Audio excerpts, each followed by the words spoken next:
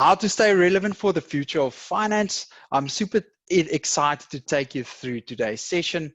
I'm just going to quickly introduce Outsourcing. So I know a lot of you might not know us. So I'll quickly touch base on that. We're going to touch base on the future of finance. We're going to look at Outsourcing alumni network, and then we're going to move towards our panel discussions, which is going to be very, very exciting. For those of you who don't know Outsourcing, so Outsourcing, this is basically our 7th year of trading. We started out as friends, as chartered accountants, straight out of articles where we saw a gap in the market for visionary CIFO and cloud accounting services for private companies. What we've seen in the market that is there's so many problems that SMEs are facing, from cash flow to the financial systems that they're using, from decision making to just growing their businesses optimally. And by seeing these problems, we saw a solution, and that's exactly where Outsourcing comes in. We basically breached that gap by bringing financial out of the box, switch on thinking, helping these entrepreneurs to grow and scale optimally.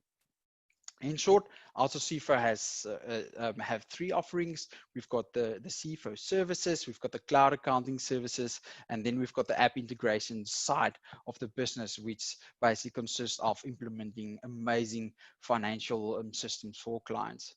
In short, Outsourcing is really built on its people. We're working with an amazing group of people, young, ambitious young professionals, and living out the values of continuous learning and growing together. I must say, I would believe a differentiating factor for Outsourcing is definitely the cloud technology that we're skilled in and equipped in for implementing for our clients. Definitely something to look at a little bit further. So this is why we're all here today for, is to brainstorm and learn from each other on the future of finance. I'm going to just quickly show you a few slides, how I approach the future of finance and where my mind is at, where I believe finance is going. I must attest that one or two of my strengths are being strategic as well as being futuristic. So it's actually quite very exciting to look at it at the future of finance further.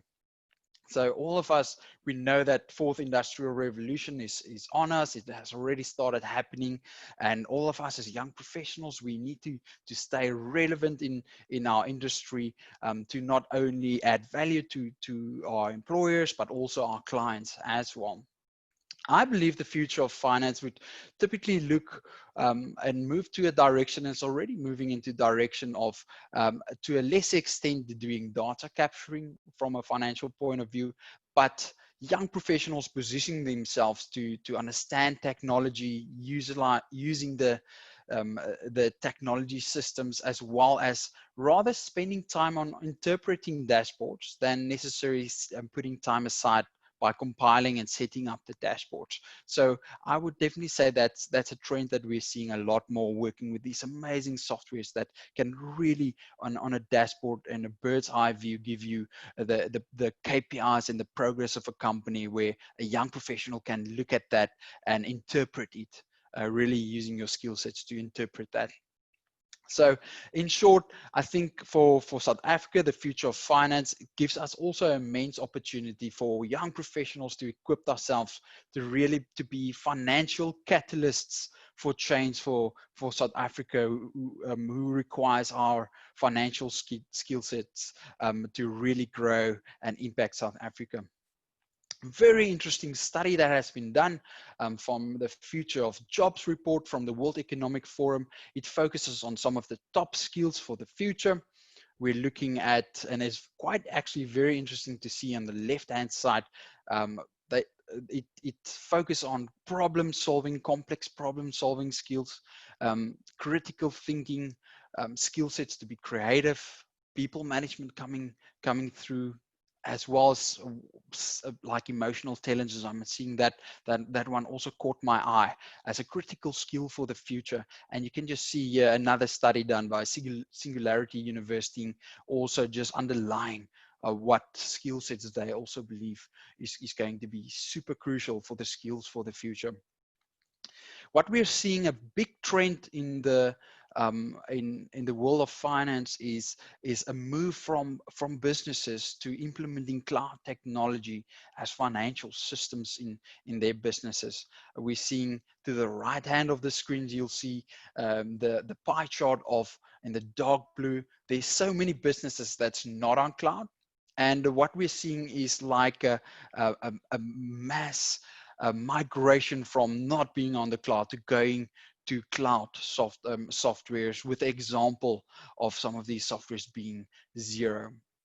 Now, a software like Xero is actually quite amazing software, which and I'm not sure whom of you have had the privilege of looking at software like Xero. I know that there's other amazing softwares like Sage or so as well. A little bit about Xero. If this is the first time that you are introduced to this software, it's spelled with an X and not a Z.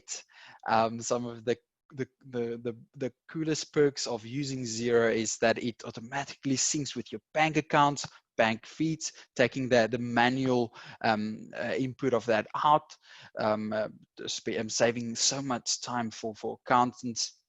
Unlimited access, the fact that you are remote in the cloud, you don't need to have like a server or physically log into the server at the physical place. You can log in from anywhere, and so much more tracking and other capabilities. So the next slide is just to give you a little bit of look and feel of how Xero looks.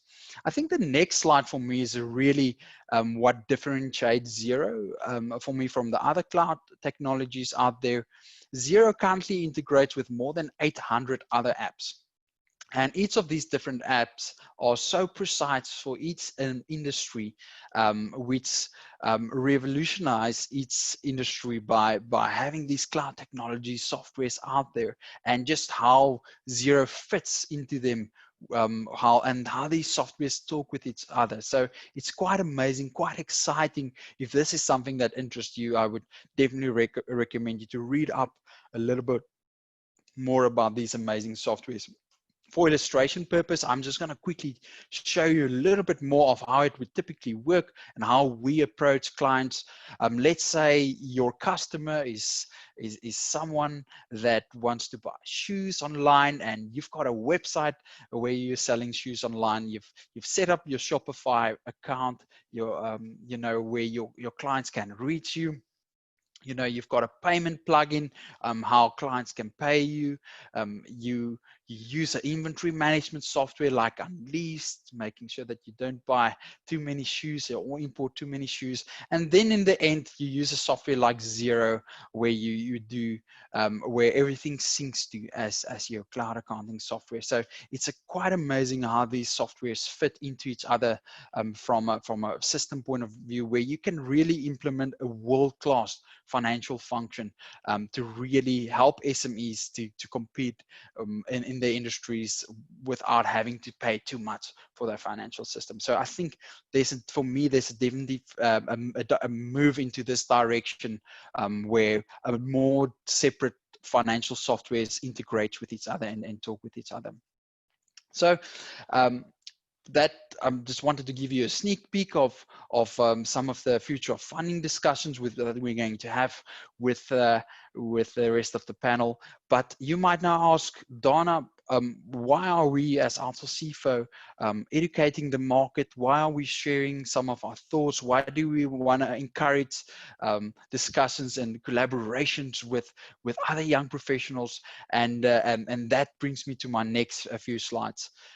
The future. We are so excited about your future. There's multiple opportunities at Outsourcing as well as in South Africa.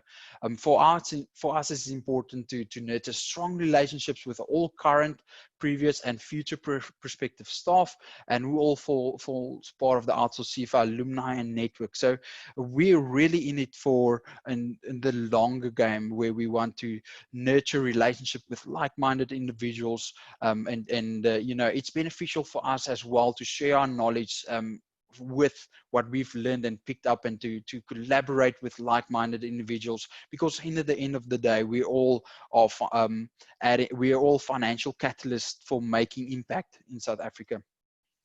This is just a very interesting slide. To the right-hand corner there, the circle, we would have previously, all of us used to work in office.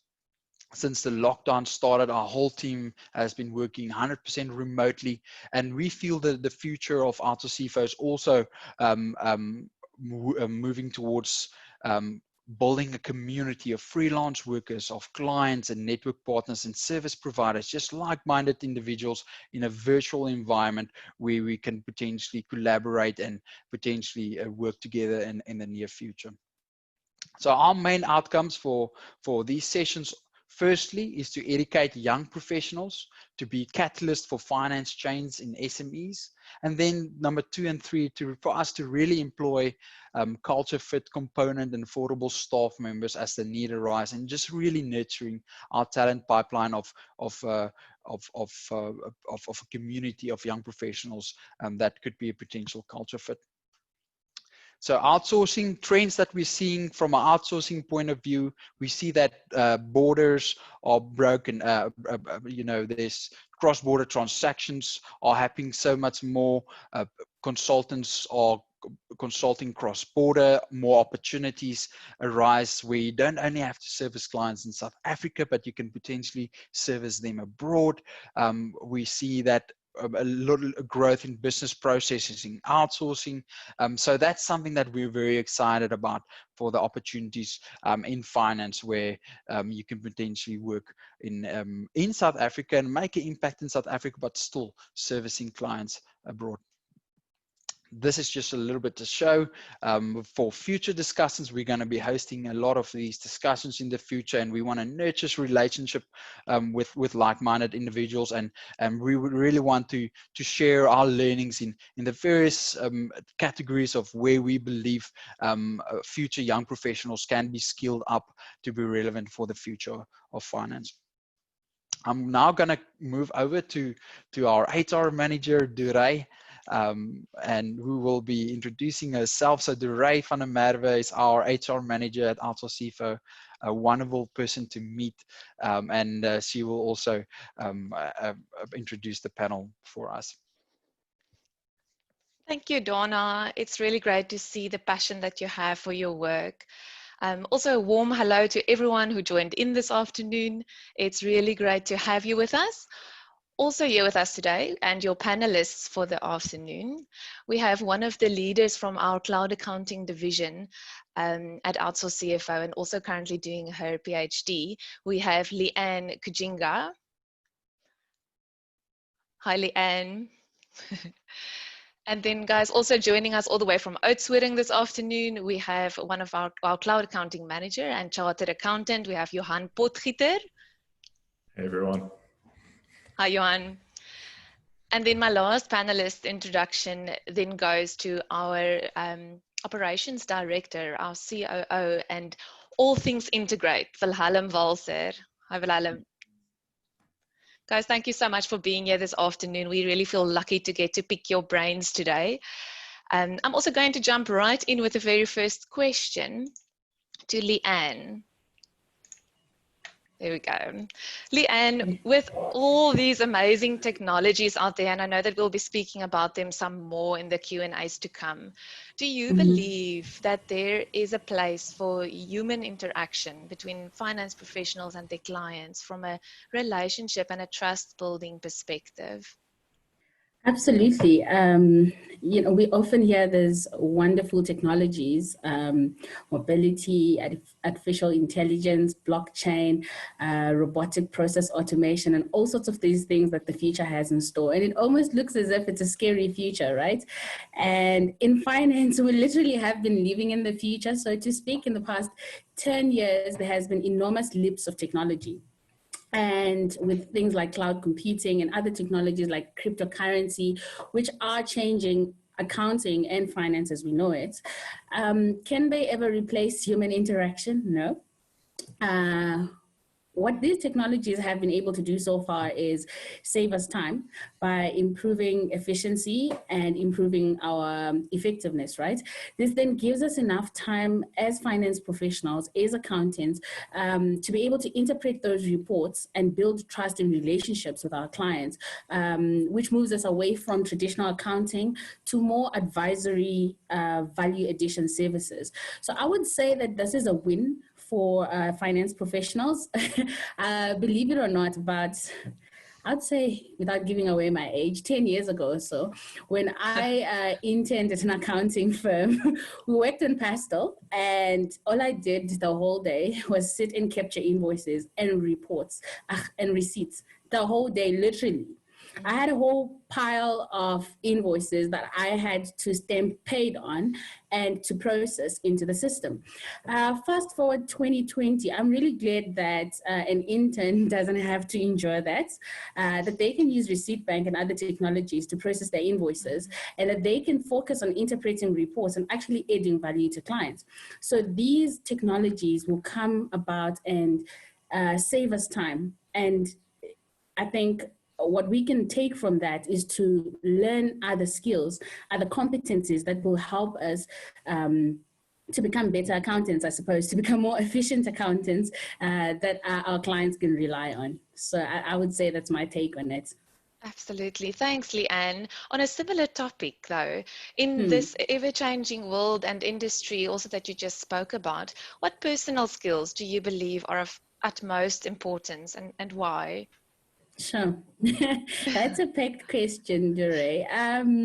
What skills are important? I would say, Elia, something that I wish I knew when I started, I suppose, getting knowledge-based skills is that technical skills are important. However, there are other skills that are termed soft skills, which is not quite the term, but soft skills are really important. What do we talk about when we're talking about soft skills? I'm sure a lot of you would know. We're talking about the emotional intelligence, conflict resolution. We're talking about communication. I really never quite understood how important those were when I started out in my career. I think the future of finance requires, therefore, that finance professionals are well-rounded, not just technical skills, because technical skills will become obsolete. These are being replaced by AI. These are being replaced by cloud computing. So technical skills are actually not enough. So we need to focus on things like critical thinking, social skills, leadership skills, communication, how you communicate with a team, our ability to work in a team. And I think technology is not our enemy. Technology is really our friend, and that we ought to embrace it. So I think that the skills that I think are really important is critical thinking, leadership skills, conflict resolution, communication, because human interaction will be pretty much about 50 to 80% of your time when you're working. The technical skills are important, but those human interactions, how people perceive you, how you present yourself, how you talk to others, how you handle your emotions, those are pretty much the softer skills, but really important for the future of finance. Absolutely. I could not agree with you more. Leanne, I know this is a passion of yours, so I'm very excited to ask this question to you. Can you share with us some leadership skills development tips? Leadership skills development tips, sure. I think the first place to start on leadership skills is to really look at yourself and assess where you are professionally. So map out and understand yourself. Where do you stand? Take stock of your strengths, your weaknesses. And I think a lot of people know what their strengths are. It's quite easy because sometimes people point it out to us. You're good at this, you're good at that. And sometimes leadership skills can seemingly be natural for you. But I think one thing we don't usually want to tackle is our weaknesses. And I think there's a lot of tests out there, personality tests that you can take to assess your weaknesses, to know to know how to handle yourself when you're angry in the workplace, because it will happen. How well you work in a team. And also, so that introspection, I think, is very important in developing your leadership skills, just assessing where you are at the moment so that you can find areas for improvement and know what to avoid. Another thing would be mastering your emotions. Right. We're not trying to create workplaces. I think the past ideologies tried to create workplaces where people didn't bring their emotions to work. But in this current world, what we've seen in the past 7 months is we actually work where we live. We're working from home. We're literally, it has become intertwined, and the distinctions have become blurred. And literally, we will need to learn how to manage those emotions. We'll bring them to the workplace, but how do we walk around with grace? How do we respond to people in a moment of anger with grace? And also the other thing that you can learn, which is really critical, what I think is really critical as well, is designing an environment where you have a plan. So you need to have a support system. You need to have a plan. You need to have structure and rituals that you put in place to support you in your journey as you become a better leader. When I started in the workplace, I wasn't as aware, self-aware of myself as I am now. There's still a lot to learn and a lot to unlearn, but one of the things that have been important to me is reflecting, introspection, doing those tests, the strength finder, doing the personality test, and reflecting on my work, attending webinars like this one, you're in the right place, and also listening to experts speak. I will not always know everything, but if I hear someone's story and if I hear what they have to say, I become a better leader, and there's one or two things I can pick from there. So I would say those things. Sure, thanks Leanne for sharing with us, guys. If that's not golden nuggets. Leanne, I want to ask you one last question. You play such a vital role in team collaboration at Outsource CFO. How do you believe teamwork and team collaboration also fits into one's personal growth journey? I have this is a funny question that you should ask, Ray. Teamwork. I think in my university life, I'll be honest, in my university life, because I have a natural tendency to lead, I would be the one person who's like, I'm going to get everything done.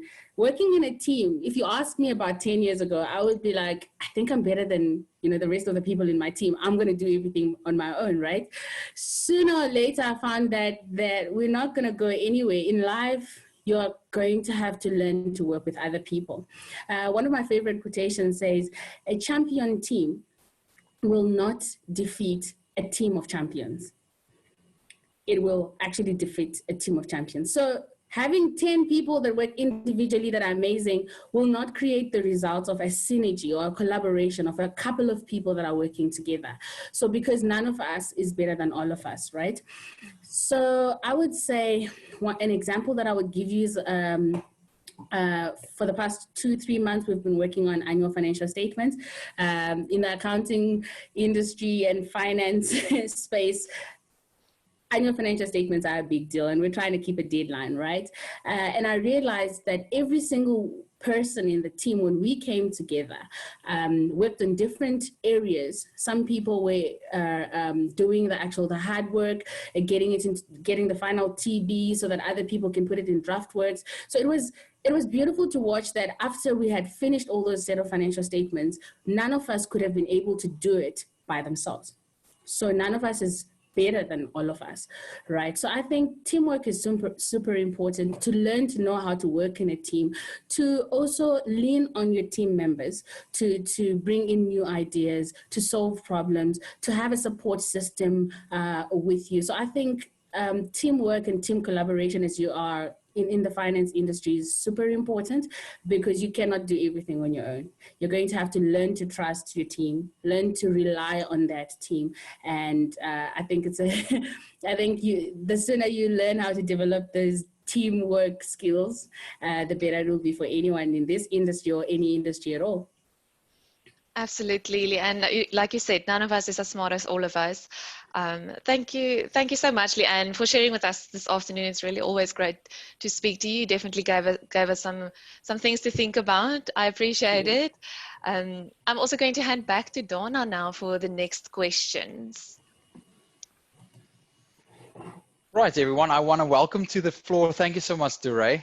I want to welcome to the floor Wilhelm Walser. Wilhelm, if you can quickly put on your screen, perfect. Yeah, Wilhelm is a co-director of Outsourcing. He's one of my friends.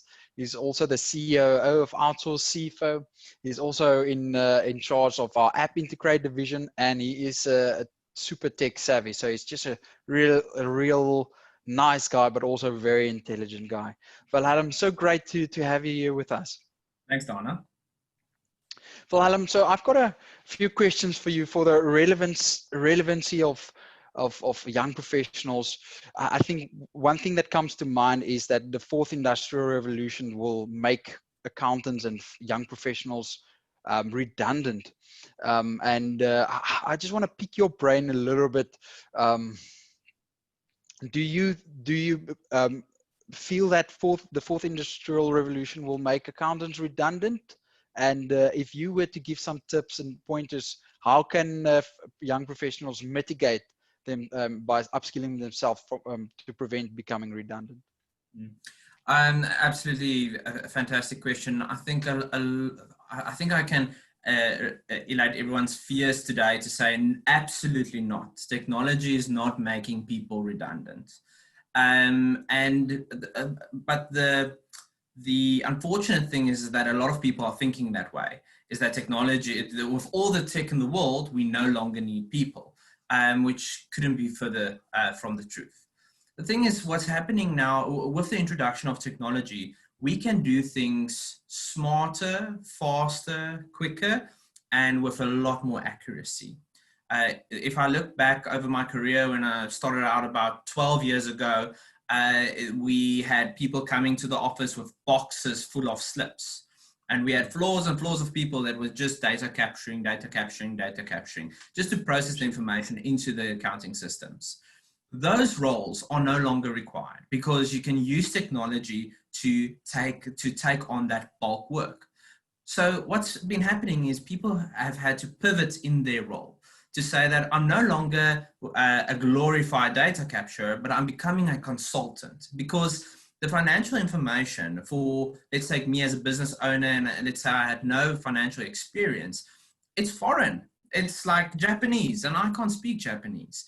I need a translator. And that's really where the financial consultant comes in these days. Someone that understands, that values the technology, know how to use the tech, but can still interpret the information that's being displayed and share it with me, the client, the person that wants to know, that looks to you as the future leader of finance industry to say, what do I need to do?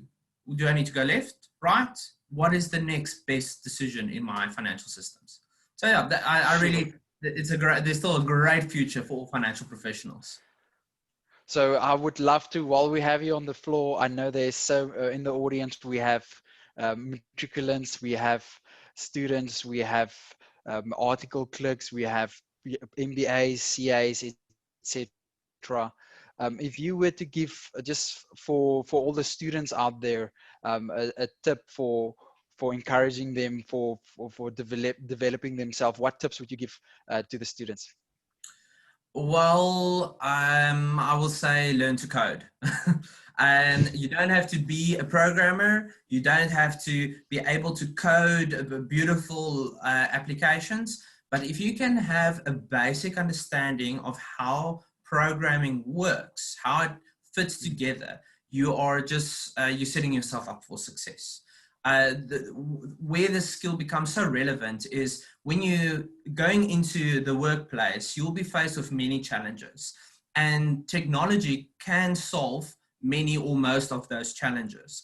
But if you don't understand what technology could do, then you won't be able to advise your superiors or impress the boss to what you could potentially bring to the table. So if you have a basic understanding of coding, that really just sets you up for success.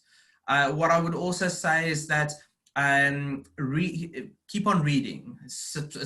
Come to these webinars. Leanne said it so well. You're at the right place. And keep on educating yourself. This is a personal opinion, is that The educational system is very, technical skills are important, but there's a lot of parrot work that goes with it. You study something and you write it down on the exam paper and it's out of your mind. When it comes to the work environment, it's not just about the technical information that you know, that is important, but it's very important to how quickly can you get to a solution. If you're faced with a problem, how quickly can you find information in order to solve this problem? So those are the technical code and the soft skill of finding answers to questions that I would really recommend to guys. Thank you so much, Wilhelm. I want to agree with what you've said. Don't fear the technology, embrace it, position yourself, how to utilize it even better. And thank you so much for those golden nuggets, Wilhelm. Thank you, Wilhelm. I want to welcome to the floor one of our chartered accountants, Johan Potgieter. He's also our cloud accounting manager at our firm. Johan, it's so great to have you here. Awesome. Thanks, Dana. Great to be here. Johan, so I've got a few questions for you, especially regarding the, you've worked with article clerks, you're overseeing that to a big extent. You're a chartered accountant yourself. You're running the cloud accounting a department at Outsourcing. So I want to ask you the same question that I've asked Wilhelm, and just to quickly share a little bit, what advice you would typically give for our audience here today. We've got matriculants here, we've got students here, we've article clerks, as well as other young professionals. Yeah, the floor is yours just to share some advice. Awesome. Thanks, Dana. Yeah, so I think it's important to, from the word get-go, to understand that a technical foundation or an academic foundation is an important one, but it's not the most important or the only important factor to consider. And I think the other participants and panelists have mentioned or alluded to it, that to really become multifaceted or multidisciplined in your approach to your skill set and your skill set development is such an important factor. Wilhelm mentioned coding, adding that, or, whether you're in school or university, maybe taking part of some of those university residence or committees, forming part of those committees, and learning to develop that managerial skills, learning how to do that management, project management, maybe certain tools that involved with that, and it's all about becoming a well-rounded person, right? To think entrepreneurial about your different aspects of where you're at, maybe at university or student. Think of what's the gaps. Maybe you can fill something, have something on the sideline, learn how business works. The quicker you start gaining some of those skills, the better you'll be equipped for later on. Some of the school fees that you can pay earlier is a lot less and a lot less expensive at the beginning than there is slightly later on in life. Do vacation work at different maybe training offices if you're in this accounting line as well. So it's really about this, stay curious, right? Wherever you are, stay curious about developing those skills, coding, maybe video editing or website designing. There's so many different ways that you can approach this. And something especially for young working people, trainees that's only starting out now. I actually want to say also beware of becoming negative. It's so easy to go into these whining parties where you realize that you're now the cheap labor or something, and it's not that pot of gold that the career development coach sold you in grade 9 when they told you you're going to be a CA and you're going to make massive amount of money, and you will get there. But as a trainee, you're busy with a training contract, and you need to equip yourself and develop yourself and position yourself mentally and emotionally to receive the best training possible. And if you're negative in a negative mindset, you can't take in any training, because everything would just be, it would be too much, etc. It's not conducive to a learning environment. And once again, if you're in a firm, become involved. Take part in the social committees, the sport committees, maybe start recruitment drives, whatever. There's always an opportunity, and all those things will help develop your skill set better and once again become that more fully rounded person. Sure, thank you so much for that, Johan. For all the students in the audience, I hope that you've been making notes. I know that there's also MBAs as well as CAs, post-article CAs in the audience as well. I think what I can add to that, how to approach your own career is the jobs that you need to skill yourself up for might not even exist as we're speaking now. So you're almost like when you need to position your thinking that you're skilling yourself up for jobs that are still to be created, and it really embraces the value of continuous learning. So Johan, one question that I get a lot is, firstly, where to do your articles? Must I go to the Big Four? Must I go to a medium-sized audit firm? So I get that question a lot, and there's definitely some pros and cons. So Johan, I know that you did your articles at the Big Four, one of the Big Four. If you were to share with the audience, what some of the pros and some of the cons of doing your articles at the Big Four? Sure. Yeah, great question, and you're absolutely right. One we get quite often is, and I think it's important from the get-go to understand there isn't a right or wrong with it. Right? There might be a less ideal option for you, and it really becomes, so where do you see yourself? What is your long-term plans? And I know that's a daunting task to ask any person starting out, because you don't know where you want to be necessarily. All you know is you want to make a lot of money and you want to get that CA behind your name or anything of that line. But I do think that some people actually do, as starting out, they realize, what, I want to climb the corporate ladder. I want to gun for that CFO or partner, executive director position in a big company, JSE listed company, or overseas somewhere. And some people think, I definitely don't want to work for someone one day. I want to be my own boss. They generally have a more entrepreneurial mindset. Money is maybe not that big of a considering factor for them, more than what flexibility would be. It's something, flexibility in their life about their time is something that they generally regard higher. So once again, two different approaches, not right and wrong, but two different skill sets that's required. So generally, if you want to go for the Big Four, you're kind of tending or leaning towards that kind of corporate ladder climbing trajectory. Whereas, if you go to the slightly smaller medium-term firm, you tend to be more into the entrepreneurial route. And not to say that there's not big money to be made in it, not by any means, but it's really depending on you as a person and where do you see yourself. If you're a risk taker, and yes, maybe the entrepreneurial side is more for you. If you're not a risk taker and you want to be sure of that salary, then maybe the corporate route is going to be more your baby. So Johan, I know you've obviously did your articles at the Big Four, and now you're a cloud accounting manager at Outsourcing with a very entrepreneurial company ourselves, as well as working with very innovative clients. And so if you were to share with the audience some of the transition post article skills that you had to pick up, what would you say would that be, where you had to, for instance, grow further as a chartered accountant?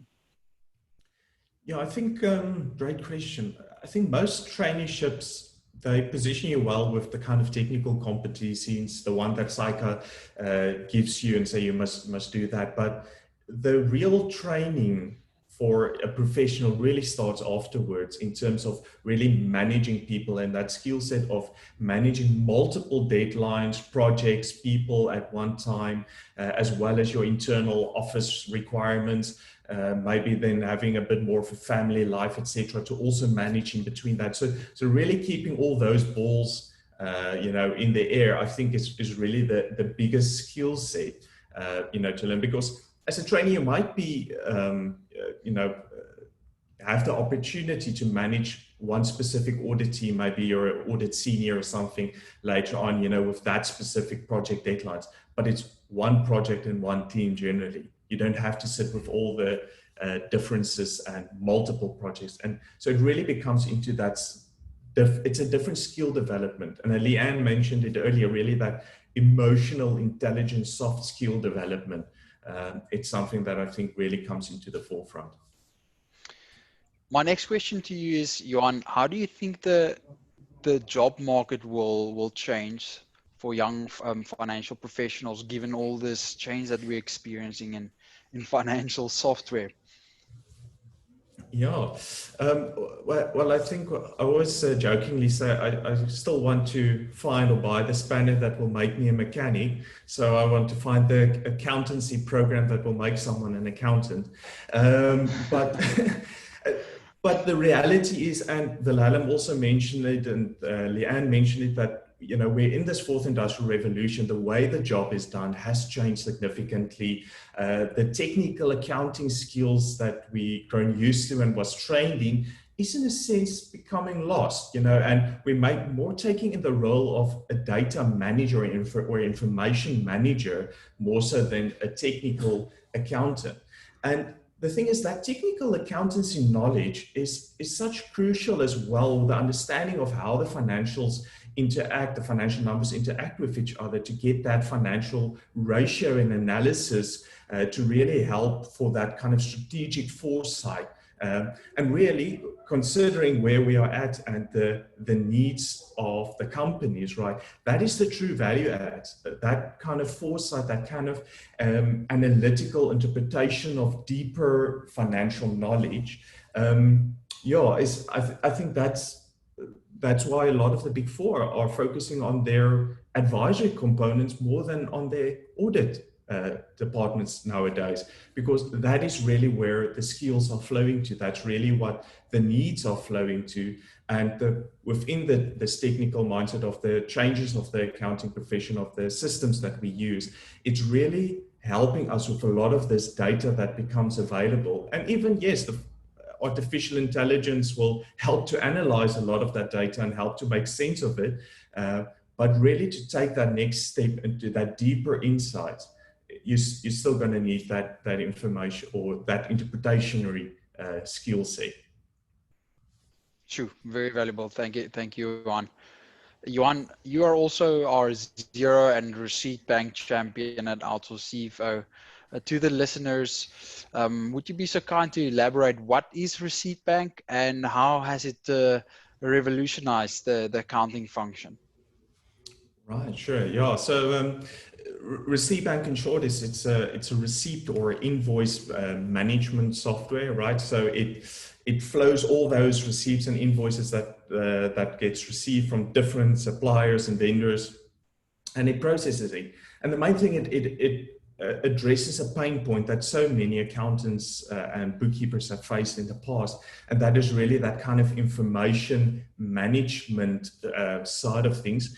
As we generally refer to that shoebox, Wilhelm mentioned it as well, where someone pitched up and now you have to go through that, sort through half faded, half torn slips, and have to get some financial insights from that. So Receipt Bank comes in, really takes all that strain, gets all the relevant information out of it, and all of a sudden you get a document management that's searchable, that's backed up, and that is categorized and put into the right places at the, so it's easy to find, instead of having to go to some file cabinet somewhere that's carrying dust and having to go through, I don't know how many years worth of data to find something that probably doesn't even exist anymore. Sure. I think the next question I want to discuss with you a little bit further, Johan. So as CAs entering the job market and you become a FM financial manager of a client, sometimes that company requires so much more from you than just purely finance. They require you to learn how to market and sell, and those are some of the subjects that doesn't always fall within our curriculum and at universities, or we don't necessarily get exposure during our articles with it. Would you say it's important for CAs and future CAs and young professionals to learn more about how to market, how marketing works, how the sales function work? Would you agree with that? Yeah, I think it once again, I think it comes back to that kind of multidisciplinary approach. The more areas that you have available to you, the more useful you can be to your clients and to yourselves, maybe entrepreneur in your own business, right? And I think with in the past it was easy, right? You only put an advertisement in the newspaper or a radio advert. Then television came in, that there's another thing to consider. Then social media came in, Google came, there's another avenues to consider. So it just becomes so much more than just that kind of simple way of getting the word out there and what is really appropriate for that particular kind of business. So I think to have at least a base understanding of what is available, the different avenues that's available, and direct certain courses of action based on that, because revenue is such an important factor for any business. So how can we advise clients if we don't understand the most important factor? As a newly qualified chartered accountant, when we started Outsourcing, I also didn't have any sales and marketing exposure and background. From a theory knowledge, I had some grasp of it. So what really helped us as founders to grow Outsourcing is we got in a sales mentor who practically sat with us and taught us skill sets, how the sales function work, how to put in KPIs in place to measure that, the different marketing channels, and how to measure that, etc. And that was, for me personally, that was amazing growth in my set of skill set as a chartered accountant. Other areas, Johan, I would love to hear your thoughts on, fundraising techniques, building out your network, understanding different business models. Is there a place for CAs to upskill themselves in those areas? Yeah, no, I think it's definitely, and once again, it becomes part of where you see yourself and, what you want to do. And if you can become also a specialist in some of those areas, because those are specialist areas, then you can set yourself, because if you can create a niche market for yourself, in essence, and a differentiator market for yourself, then there's a lot more money for you also involved in it. Right. So that's just from a monetary perspective. But advising clients to at least have a base understanding for it, or maybe you're the CFO for a company, or even for a company, how are you going to approach these different financing for this particular CapEx, or what are you going to do if you're in a hotel and you see Airbnbs popping up all around you? So what is those kind of disruptive business models that's currently being deployed across the world, because they've got access to data, they've got access to the internet, and that means the access to a lot more people than they would generally would have had. And how do you scale and adapt those different business models and strategies to your own business so that you become the disruptor, not the disruptee? And I think, once again, for fundraising, in the past, it was always just the commercial bank. You want money, you go to your commercial bank, to your local Volkskas. But those days have changed, right? There's crowdfunding, there's venture capitalists, there's angel investors, you name it, the list goes on, with various different structures and how you can approach it. So does that mean you have to know every bit of structure that's available? Probably not, unless you're going to be the specialist in those areas. But at least have a broad or base understanding of what some of those terms and conditions, what are the things, the pitfalls to look out for and to consider, and that's where a network comes in, right? Yes. Maybe you're not going to be that person, but if you've got a friend or a partner that that you trust, that you can refer to for any of those kind of specialist functions, maybe IT functions, you can't do app integrations like OCFO can, then maybe you need to refer someone. Or maybe, in a legal standpoint or HR standpoint. So having that network of trusted, reliable partners around you, not just for potential leads to yourself, but also that you are comfortable with referring other people to and know that they will be taken care of. I think it becomes just as important. That kind of team aspect that Leanne also mentioned earlier. So what I'm hearing you say, Johan, is keep on networking. This conference itself is also a networking opportunity to collaborate. I think it's important for you to keep contacts, good relationship, keep on networking, Make sure that you are visible on LinkedIn, and you know, you never know when the wheel will turn, and you might need to check in with someone and ask for advice or so, or even offer a helping hand. If I can say from Outsource CFO's point of view, you know, we really take chartered accountants from articles and more from a corporate environment, and really help them to be valuable to growing and scaling SMEs. And sometimes there's a few skill sets that we typically want the CAs that work at Outsource CFO to grasp, and that is definitely having a finger on the pulse when managing cash flow of a client. So the more exposure that CAs can get into cash flow management, understanding those tools is definitely a value add for us. We definitely value good professional skills and how you approach clients and how you work with them, being resilient in conflict position, or a difficult position. So, you know, really great emotional intelligence is always a plus. That's something that you can improve on, as well as you know, from an article point of view, you might only see the bigger cycles that you audit, and don't necessarily get that counting the nuts and bolt exposure by really pulling up your sleeves and really climbing into the underlying transaction. So that's something that you also want your financial managers and CAs to understand, and not always do, but definitely understand that. So just something to encourage to get more exposure in that.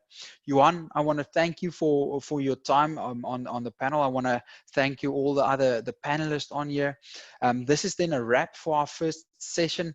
You know, as mentioned at Outsource CFO, we want to collaborate, we want to network, we want to share knowledge, we want to talk about areas that we're passionate about, and we're passionate about being financial catalysts and making an impact in SMEs. So if you share that sentiment, if that's something that you're also passionate about, if you want to you stay in tune with our learnings, with some of our ideas and thought patterns, and how you can upskill yourself to be more relevant for the future of finance, I would recommend stay in touch. Reach out to us. You know, we will be doing futures workshops and webinars regarding this as well. I want to thank you, all of you, for your time. That's then a wrap.